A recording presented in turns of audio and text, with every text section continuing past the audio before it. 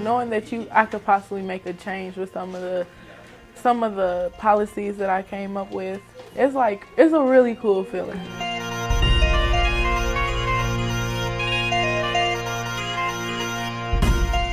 As you know, we're Mivka Challenge Education Council. And so after, consulting back and forth, we came up with the question, how should 21st century technology improve the rigor, relevance, and relationships in high school? So here's the report. Good. I got a copy. Okay. So a second, but that's good. It was an excellent report, by the way. I really enjoyed it. It was interesting to see that he had read the report prior to the meeting, and he really just wants to move forward with this and really wants to get our ideas implemented for what they're worth, while still incorporating some of his own ideas. The biggest win of the meeting was that CEO Huberman spent an entire hour truly listening to the students' ideas, asking them questions about things that he was concerned about, and getting real feedback in the moment from their experiences.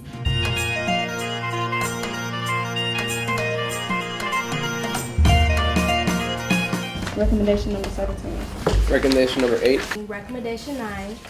Teachers should have a personal password for the use of unblocking CPS restricted websites for educational purposes. Our survey showed that 93% of students already use YouTube at home.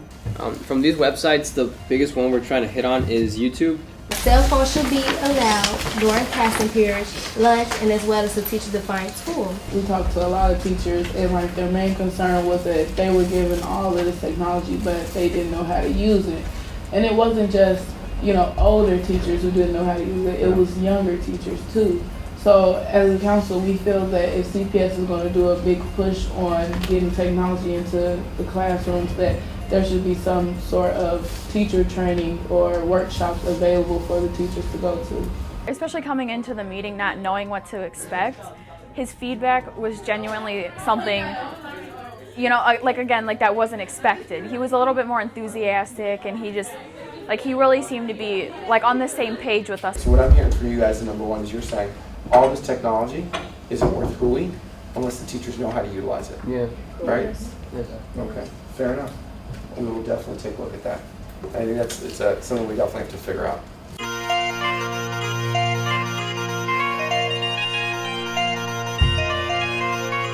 Our idea originally was to have Skype, so I could Skype into a class that's offered at Sullivan. But instead of Skype, that he changed it to an online class, which I think would be better because Skype is kind of difficult. What if I had a question, how could I ask the teacher or the professor my question? I'm just on a computer screen, I'm just looking in. Then it's kind of harder to take tests and pass out worksheets and stuff like that. What if we used online courses, right? And we created CPS University or whatever we might call it. And we had a catalog of courses that you could take, online courses, psychology, etc. And you get credit for those courses. Do you guys think outside of school you choose to take extra classes online? Yeah. So when he proposed it to be an online class, it's kind of it solved most of those problems, and it's just I thought it was a better way to incorporate our idea and do a compromise, his idea and our idea. I like the online classes better. There's an equity issue, right? Everyone should have equal access to any course taught anywhere, right?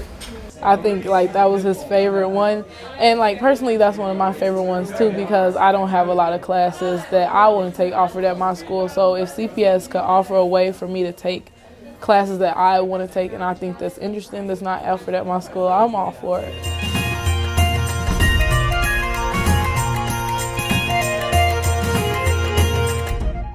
Recommendation number 17. There should be a video CPS show citywide as well as student-led programs for students in schools about the dangers of sexting and cyberbullying, also their consequences.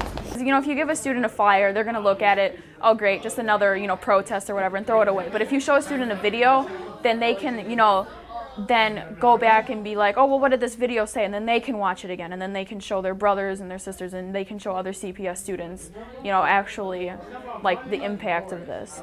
Well, what do you think the video should look like? Should it be students telling their stories of, you guys see videos sometimes, documentaries, and it's, someone who's been a victim of something talking about what happened to them?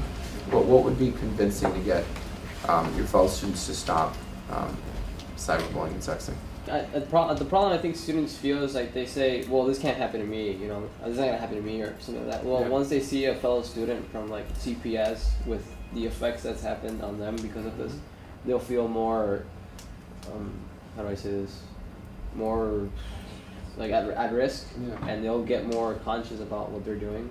What if you guys produced, Tiffany, given your skills in movie making, right, with everyone else, if you guys produced that video, right, and would Brad to find some funding to help you guys with that and connect you to one of our professional production companies that we pay to produce things, but have you guys, so it's produced by students for students, along with associated literature, right? So you guys come up with the plan of what we do about cyberbullying. Does that sound interesting? And here's the catch.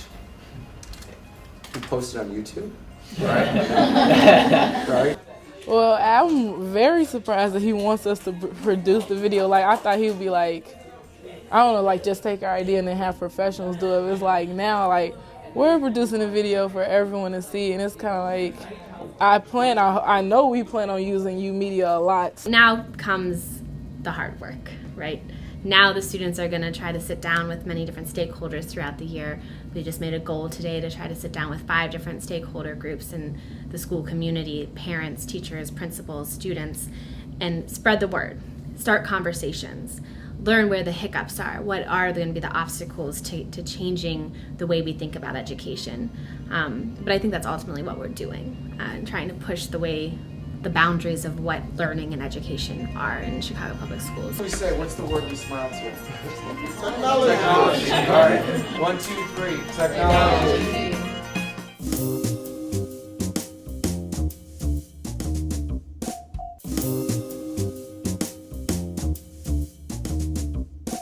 Technology.